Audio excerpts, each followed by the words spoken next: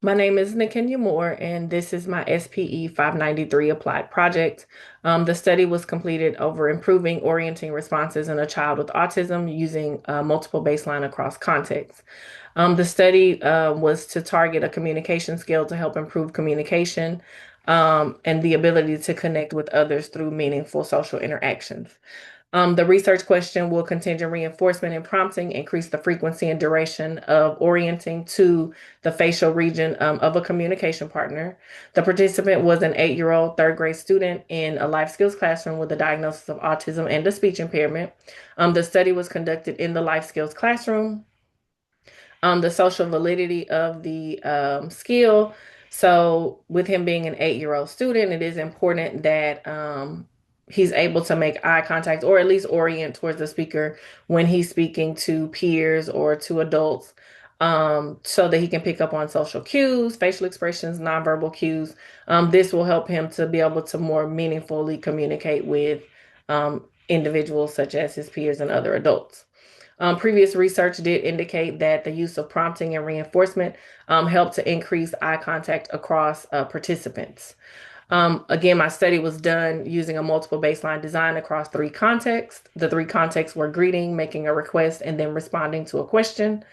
The independent variable is the orienting intervention, which was conducted in a natural environment, conducted through naturalistic environmental teaching, with the delivery of the context-specific SDs.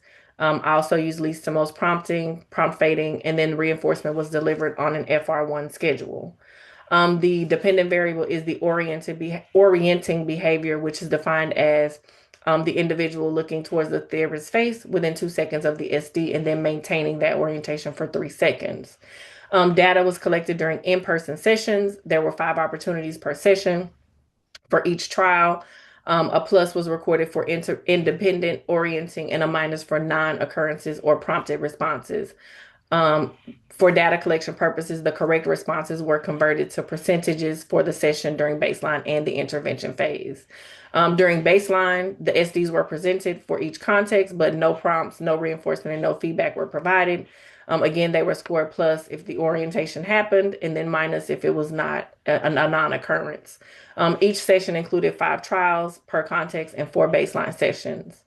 The intervention was introduced one context at a time. So there was one context introduced for 4 sessions, and then the second context was introduced, and then the it was in baseline, and then the next context was introduced while the other was in baseline as well. Fading was gradually prompted to encourage independent responding, and then reinforcement was provided for correct responses. Again, the session was conducted using NET with SDs, with correct responses being recorded, and then reinforcement being provided for the correct responses. Just the results of the study does indicate, if you look at the data, that there is a functional relation between the target behavior and the intervention. As you can see in baseline, the individual was not consistently responding to the SDs. However, once intervention was introduced, those responses began to increase. So there was a noticeable increase in the target behavior when the intervention was introduced. The findings show that if you use consistent and structured interventions, you can increase target behavior. This information can help practitioners to select and implement evidence-based interventions to help with lasting behavior change.